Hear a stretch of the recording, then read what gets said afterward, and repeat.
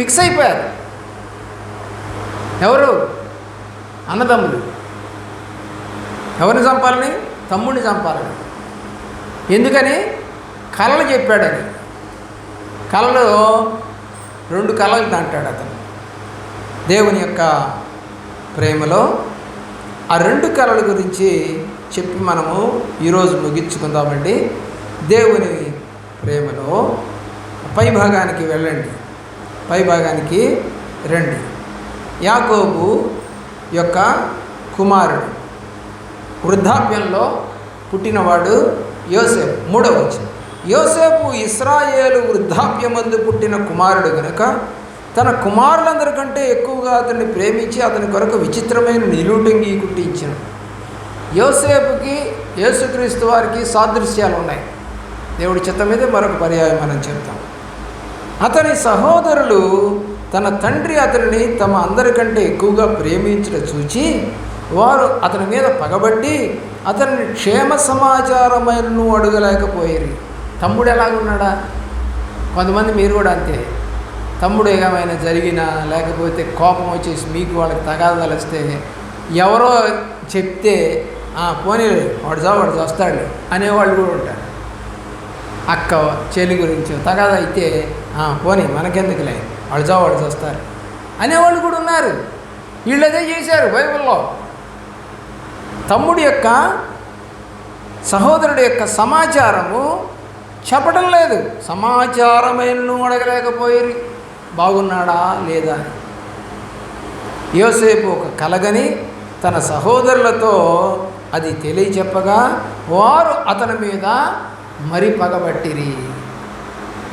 అన్నల మీద ఒక కళ వచ్చింది అతనికి. ఆ కళ చెప్పినందుకు ఆ అన్నల మీద ఇతను ఏం చేశాడు? పగబట్టాడు. వీడిని చంపాలి అని పగబట్టాడు. అదేమనగా ఏంటి ఆ కళ? మనము చేనిలో పనులు కట్టుచుంటిమి, నా పన లేచి నిలుచుండగా మీ పనులను నా పనును చుట్టుకొని నా పనకు సాష్టాంగపడిదని చెప్పింది. అంటే తమ్ముడికి ఆ మిగతా 11 మంది అంట దండం పెడతారట. గమనించారా? నా పనేమో లేచి నిలబడింది, మీ ఏమో పడిపోయింది అంటే నాకు దండం పెడతారు మీరంతా. ఒప్పుకుంటారండి ఎవడన్నా? ఒప్పుగారుగా. కానీ కలది, అతనికి వచ్చిన కలది జరిగింది, అది నెరవేరింది.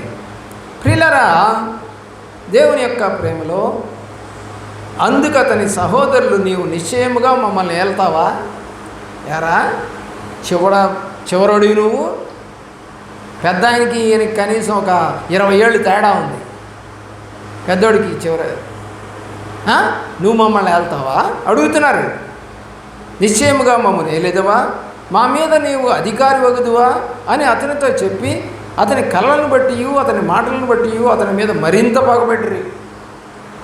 యారు మీకు దండం పెట్టాలి, మేము ఇట్లాంటి కళలా నీకు వచ్చేది అని అతని మీద పగబెట్టాను. అతడు ఇంకొక కళగని తన సహోదరులకు తెలియజేసి ఇదిగో నేను మరి ఒక కళగంటిని. ఆ కళ చెబుతున్నందుకు వాళ్ళు పగబట్టారు. కానీ ఇంకొక కళ వచ్చిందంట మళ్ళీ ఆడికి. ఏమంటున్నాడు? ఇదిగో నేను మరి ఒక కళగంటిని, అందులో సూర్యచంద్రులను 11 నక్షత్రములు నాకు సాష్టాంగపడిందని చెప్పారు. సూర్యచంద్రులు అంటే అమ్మా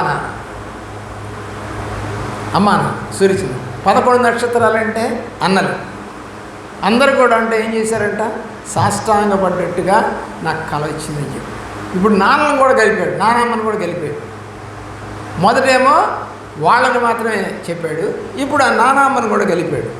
అతడు తన తండ్రితోనూ తన సహోదరులతోనూ అది తెలియజెప్పినప్పుడు అతని తండ్రి అతనితో నీవు కనిన ఈ కళ ఏమిటి? నేను నీ తల్లియు నీ సహోదరులను నిశ్చయంగా వచ్చి నీకు సాష్టాంగపడదుమా అని అతన్ని గద్దించాడు. నాన్న కూడా గద్దించాడు చివరికి. ఇందాక మనం చదువుకున్నట్టుగా ఈ కళలు తినేవాడిని ఏం చేద్దాం చెప్పండి? చంపేద్దాం. మనల్ని పెద్దవాళ్ళని పట్టుకొని ఇష్టం వచ్చినట్టుగా చెప్తాడా? అది దేవుడిచ్చిన కళ. అది అతను సొంతగా నిద్రపోతున్నప్పుడు రాలేదు ఆ కళ, దేవుడే కళ ఇచ్చాడట. ప్రియులరా, ఆ కలగని వాడు వస్తున్నాడు, వాడిని చంపి ఇక్కడ ఉన్న ఒక గుంటలో పారేసి ఒక దుష్టమృగం వీడిని చంపేసిందని చెప్దాం నాన్నకి, అప్పుడు వీని కలలేమోగునో చూద్దాం రెండని ఒకరితో. వాడిని చంపేస్తే ఇంక కళ ఏముంది, వాడికి దండం పెట్టేది లేదుగా. దండం పెడతారని కదా చెప్పింది వీళ్ళు.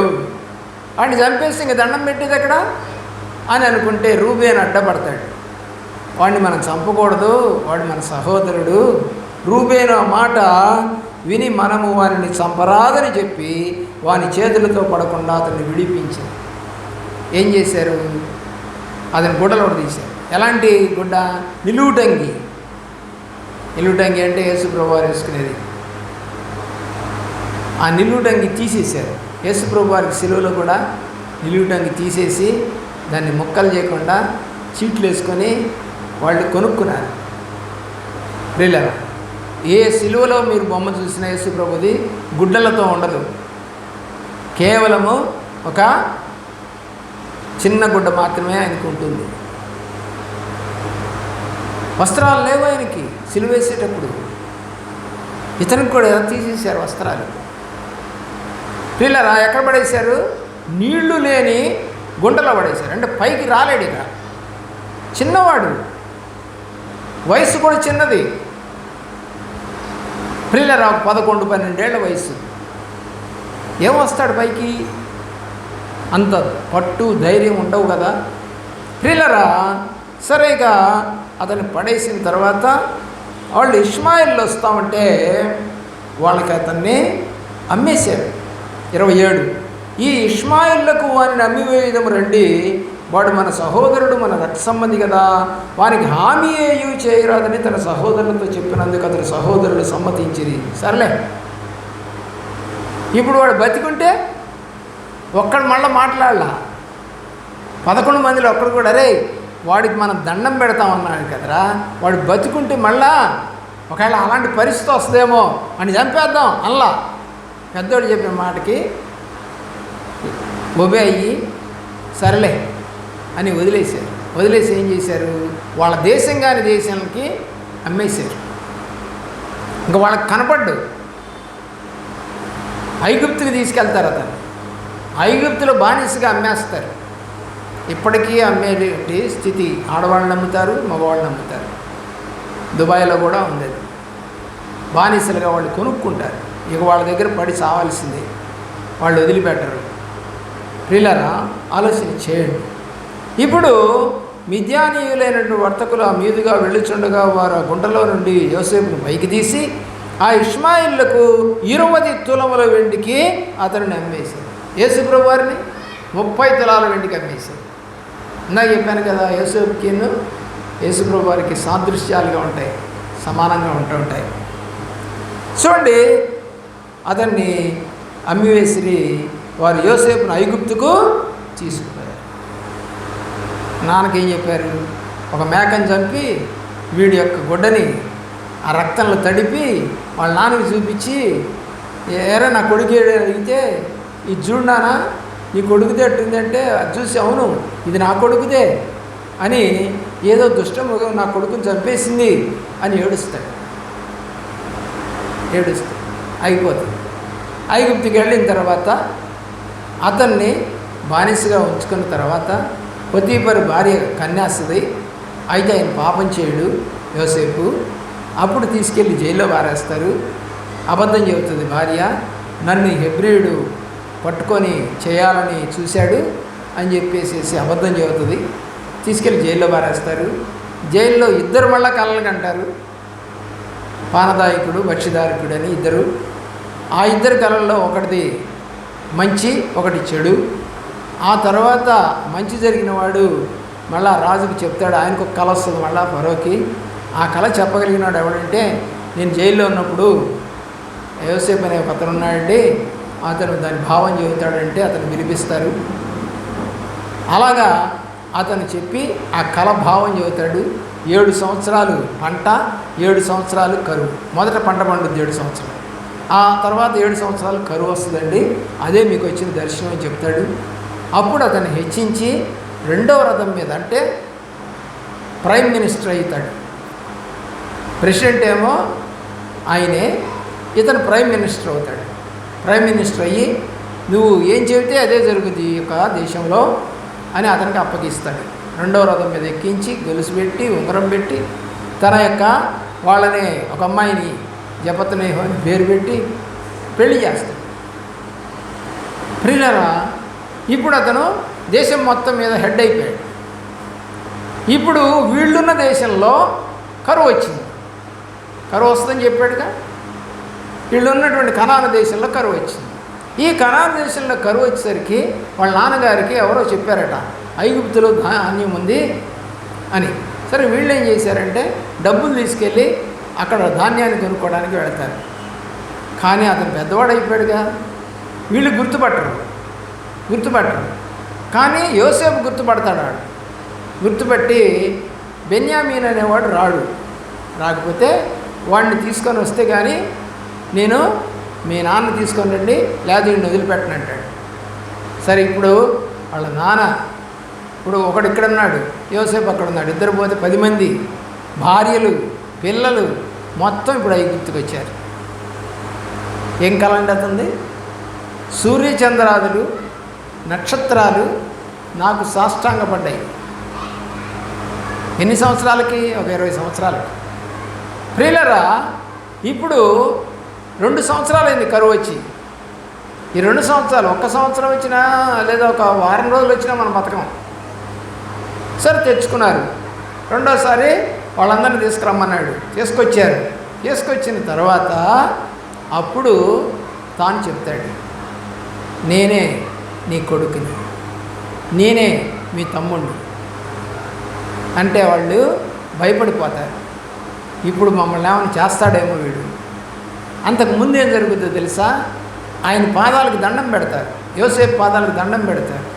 అయ్యా మమ్మల్ని క్షమించు, మాకు ఆహారానికి కాస్త డబ్బులు తీసుకునియండి, మేము దొంగలం కాదయ్యా, మేము వేగులం కాదయ్యా అని మొక్కుతారు. అయిందిగా, కళ నెరవేరిందిగా. తండ్రికి కూడా తెలియదు, తండ్రికి తెలియదు. ప్రియులరా, కొన్ని కళలు ఒక కుటుంబానికి ఒక దేశానికి మంచి జరిగింది. ఆ కళ అతను ఈ దేశం నుంచి ఇంకో దేశానికి తీసుకెళ్ళింది. ఆ దేశంలో అతను హెచ్చించబడ్డాడు. మొత్తం కుటుంబాన్ని అంతా కూడా ఇక్కడే ఉండండి మీరు, దేవుడే నన్ను ఇక్కడికి పంపించాడులే, మీరేం బాధపడద్దు అని చెప్పి వాళ్ళని కూడా ఇంకా 5 సంవత్సరాలు ఉంది కరువు అని నేనే పోషిస్తాను మీనని ఫరో రాజుకి విషయం అంతా చెప్తే ఫరో రాజు ఒప్పుకుంటాడు. నా తల్లిదండ్రులు ఇచ్చారంటే వాళ్ళ కోసమని సపరేట్గా ఒక ప్లేస్ ఇచ్చేస్తాడు. ఎందుకని వీళ్ళు గొర్రెలు కాసుకునేవాళ్ళు అంటే ఐగుప్తులకి ఇష్టం లేదు. కాబట్టి కళ మంచిది చెడ్డది. కళలు ఎందుకు వస్తాయి? దేవుడు ఇస్తాడు. ఇందాక అబీమెలెక్కి దేవుడిచ్చాడు, ఇతనికి దేవుడిచ్చింది. అబీమెలెకు పాపం చేయకుండా కాపాడబడ్డాడు. అలాగే ఈ అబ్బాయి యోసేపు తల్లిదండ్రులను కుటుంబాన్ని రక్షించుకోవడానికి కళ వచ్చింది. నీకే కళలు వస్తున్నాయి? మంచియానా చెడ్డయ్యా? కొంతమందికి పిచ్చి పిచ్చి కళలను వస్తాయి. నాకైతే రావు. దయ్యాలు నాకు కనపడవు అసలు. చీకటి నల్లగా ఉన్నాయి పాములు ఏలుగులు నాకు అసలు కనపడవు. కొంతమంది చెబుతారు నల్లటి ఆకారం కనపడింది, తెల్లటి ఆకారం కనపడింది, ఎలుగు పోతున్నట్టు కనపడింది, పాము పోతున్నట్టు. నాకు రావయ్యి. నాకు వస్తే దేవుడికి అలా వస్తుంది, లేదా సంఘస్థులకు ఏం జరగబోతుందో వస్తుంది. అదే చెప్తాడు దేవుడు నాకు. మొన్న ఈ మధ్య అలాగే ఒక కళ వచ్చింది. దేవుని ప్రేమిస్తున్న